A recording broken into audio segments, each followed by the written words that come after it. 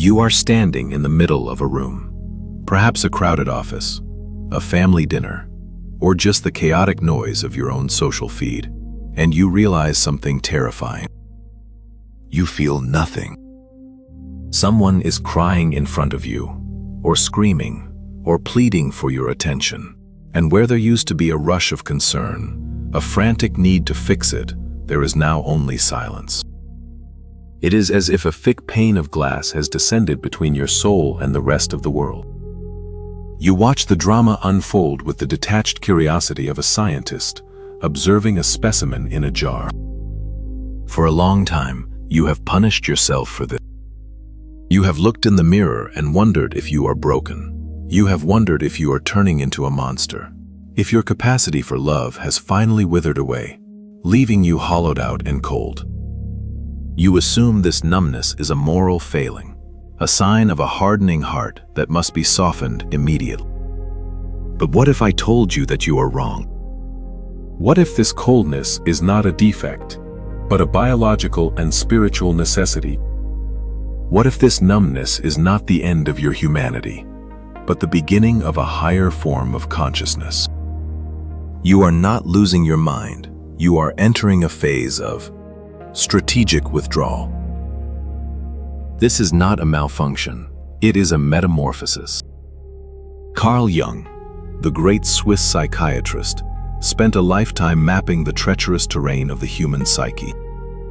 He did not fear the darkness. He walked into it. And he discovered that there comes a time in every person's life, usually after years of giving, fixing, and bleeding for others, where the psyche simply slams the door. It says enough. This is the moment you are in right now. You are standing at the threshold of what we might call the ruthless transition. The goal of this transition is not to become a villain. It is not to become cruel. The goal is to stop being a victim of your own empathy. If you can master this coldness, if you can understand the architecture of this wall you have built, you will not end up lonely. You will end up whole. You will move from being a sponge that absorbs every toxic emotion in the room to becoming a surgical observer, someone who can see pain without drowning in it, someone who can offer help without losing themselves. This is the superpower of the ruthless. However, there is a trap, a specific, dangerous mechanism within this transition that, if ignored, will turn this protective shield into a permanent prison. We are going to walk through that trap together, so you can dismantle it before it locks you inside. To understand why you have become so cold, we must look at what you were before. You were likely the fixer, the listener, the one who absorbed the shocks for everyone around you. In Jungian psychology, we often talk about the flow of libido, not just sexual energy, but psychic energy, the very fuel of life. For years, your psychic energy flowed outward. You projected your value onto how much you could endure for others. You paid what we can call the empathy tax every single day. But the human brain is not designed for infinite debt. Modern neuroscience tells us that the circuits responsible for empathy, specifically the mirror neuron system and the anterior incellate, are metabolically expensive. When they are overstimulated by chronic stress or the emotional chaos of others, the brain engages a safety protocol. It floods the system with cortisol. And then, to prevent burnout, it aggressively downregulates your emotional receptors. It is a biological circuit breaker. The lights go out so the house doesn't burn down. So, when you feel that sudden, icy detachment, it is not because you are evil. It is because your brain is trying to save your life. Jung understood this decades before brain scans existed. He described it as the withdrawal of projections. It is the moment the psyche recalls its energy from the world to incubate something new.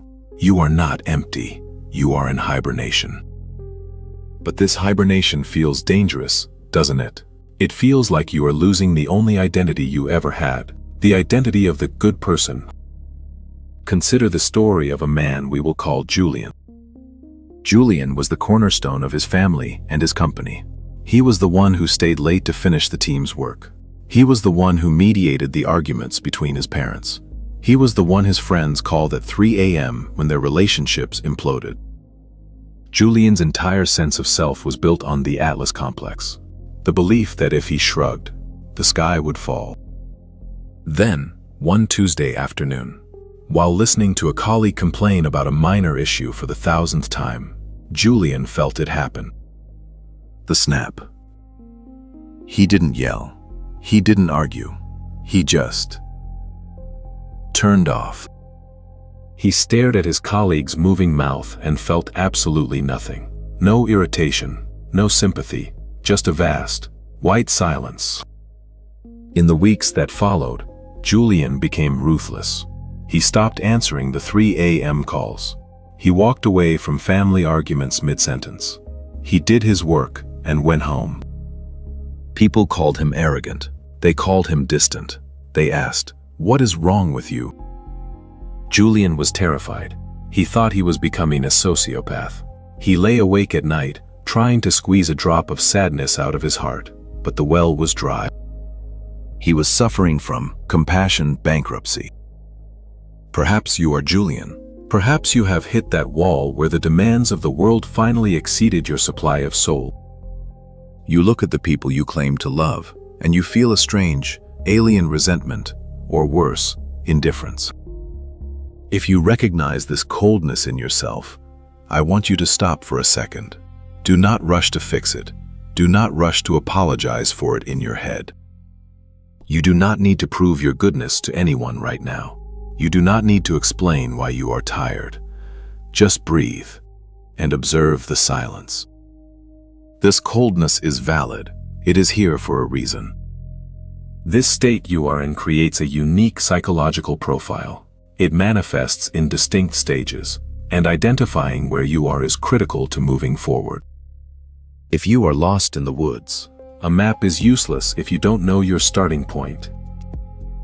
The first sign of this transition is what we call the emotional firewall. This usually manifests as a physical sensation. You might feel a tightness in your chest or a heaviness behind your eyes, but emotionally, you are flat. You hear bad news, and your first thought is not how tragic, but how does this affect my schedule? You prioritize logic over sentiment to an extreme degree. The world will tell you this is selfishness. The world will try to guilt you back into submission, but let's reframe this immediately. This is not selfishness. This is resource triage. In an emergency room, doctors do not weep over every patient. If they did, they would be useless. They assess, they act, they move on. Your psyche has turned your life into an emergency room, and you have instinctively put on the doctor's coat. You are conserving energy for survival. You are not broken. You are simply in power-saving mode. The second sign is the relational purge. Suddenly, you have zero tolerance for drama. Relationships that you maintained for years out of obligation or guilt suddenly seem unbearable. You find yourself ghosting people, or giving one-word answers. You cut ties with a swiftness that shocks even you. You might look at a friend of 10 years and realize, with chilling clarity, that you have nothing in common but shared history. This is terrifying because it looks like isolation. It looks like you are burning bridges, but Jung would argue that you are not burning bridges, you are collapsing false structures. You are shedding the persona, the mask you wore to please others. When the mask becomes too heavy, the face beneath it rebels. This is not abandonment. This is structural integrity restoration. You are removing the weight that was threatening to collapse your foundation. The third sign is the most subtle, but also the most profound. It is the observer's eye. You start to watch yourself living your life. It feels like dissociation. You are in a conversation, but part of you is floating near the ceiling, watching you talk, criticizing your own performance, noting the absurdity of the social rituals you are partaking in. You feel like an alien anthropologist studying the human race. This detachment is often diagnosed as depersonalization, and it can be a symptom of trauma. But in the context of self-discovery, it serves a higher purpose. It is the birth of the internal witness. You are separating your core self from your emotions. You are realizing that you are not your feelings. You are the consciousness perceiving them. However, here is where the danger lies. Here is where the trap opens up. Because while the observer is a position of power, it is also a position of exile. If you stay here too long, watching, judging, analyzing, but never feeling, you risk falling into the shadow of the intellect. You risk becoming the cold tyrant. Jung warned that when we suppress the feeling function, the part of us that values and connects, it doesn't just go away. It drops into the unconscious and becomes primitive. It becomes dark. The man who refuses to feel sadness will eventually be consumed by a petty, childish rage. The woman who refuses to feel vulnerability will eventually become possessed by a bitter, icy cynicism that rots her from the inside out. So, the question becomes, how do we use this coldness as a tool without being consumed by it? How do we take this ruthless observer and integrate it back into a life of warmth and connection? How do we become not just cold, but whole? The answer lies in a process Jung called the union of opposites. It requires you to do something counterintuitive. You must stop fighting the cold. You must lean into it, but with a specific technique. You must transition from freezing to tempering. Think of a sword. To make steel strong, you must heat it in the fire, but you must also quench it in cold water. If it is only heated, it is too soft. If it is only cooled, it is brittle and will shatter. You have been soft for too long. Now, you have plunged yourself into the cold water. That is good. That is necessary. But you cannot stay in the water forever, or you will rust. We need to forge the steel. This forging process begins with a radical shift in how you define your own value.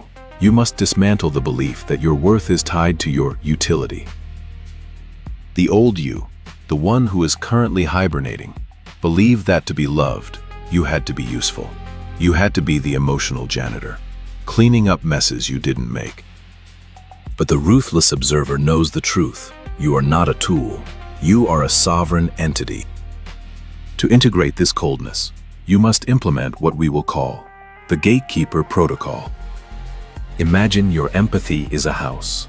Before this transition, your house had no doors. Anyone could walk in with muddy boots, raid your fridge, break your furniture, and sleep in your bed.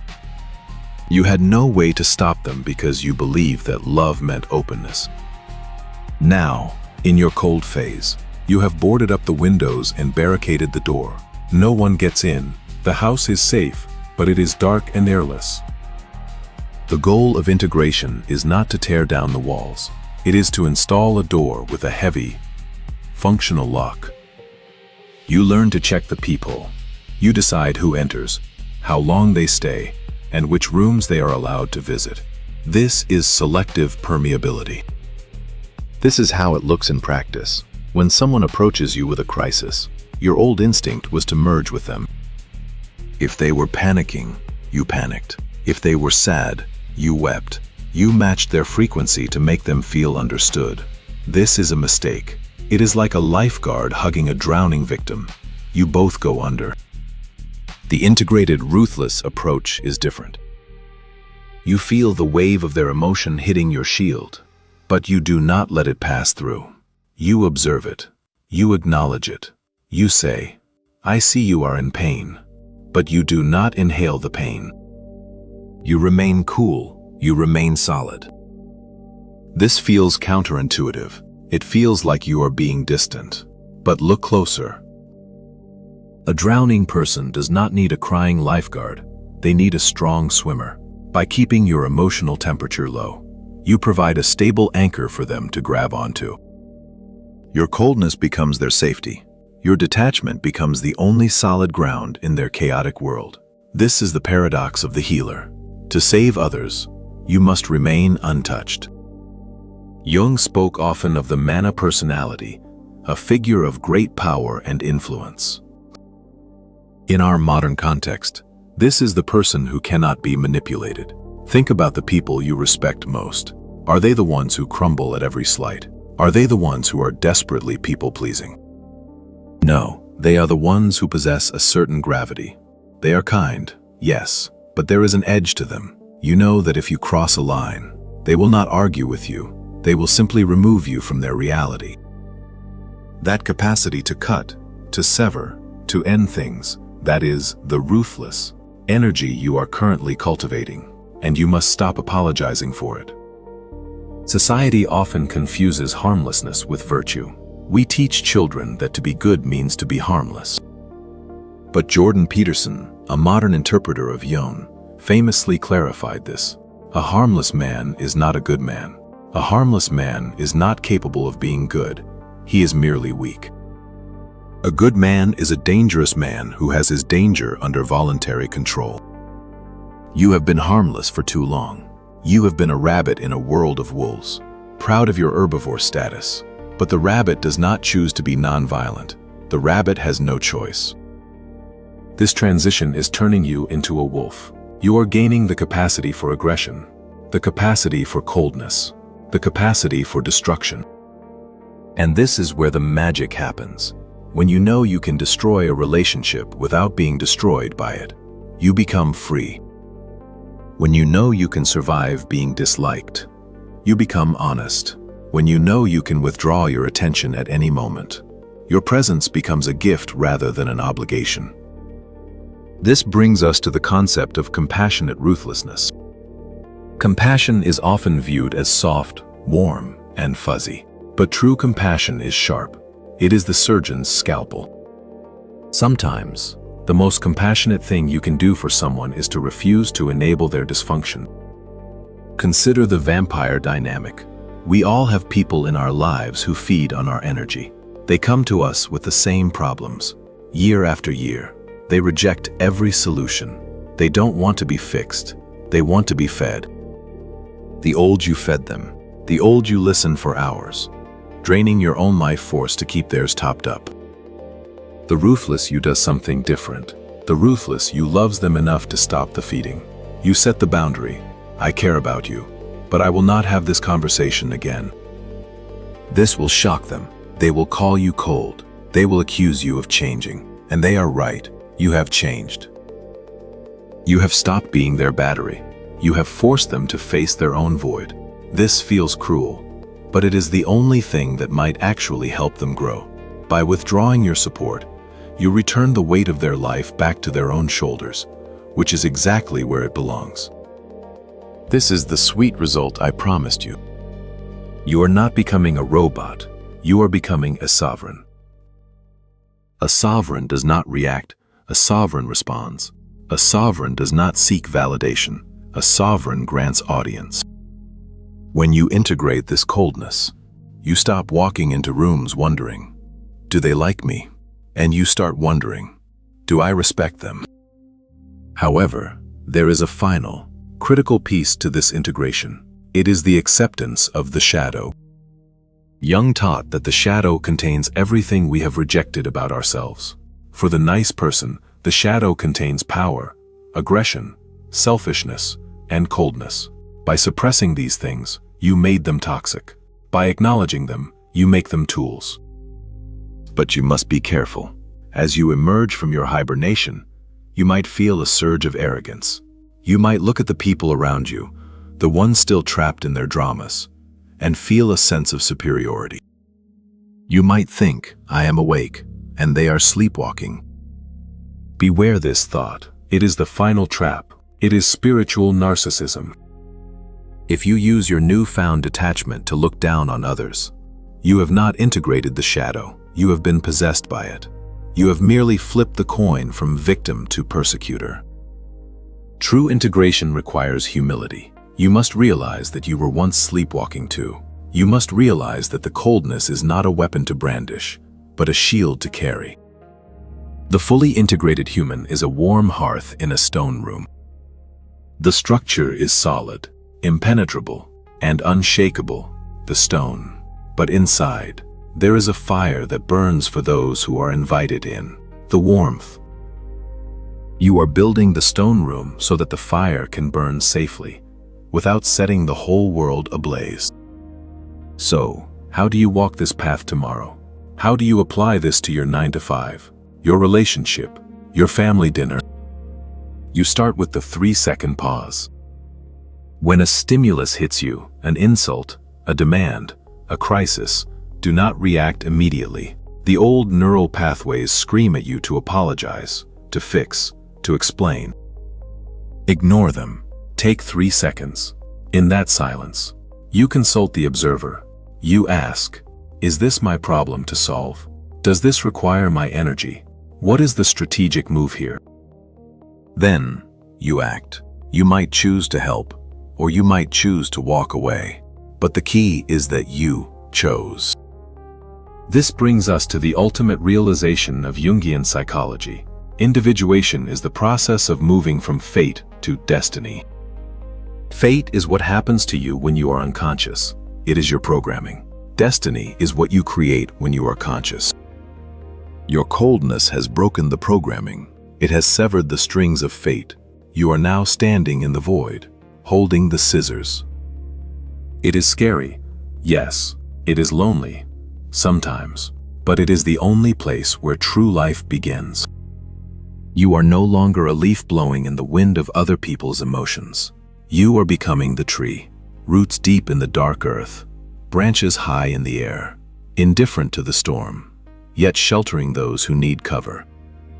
This is the journey from fragmentation to wholeness. It requires you to accept that you are capable of coldness, capable of ruthlessness, and to say, this too is me.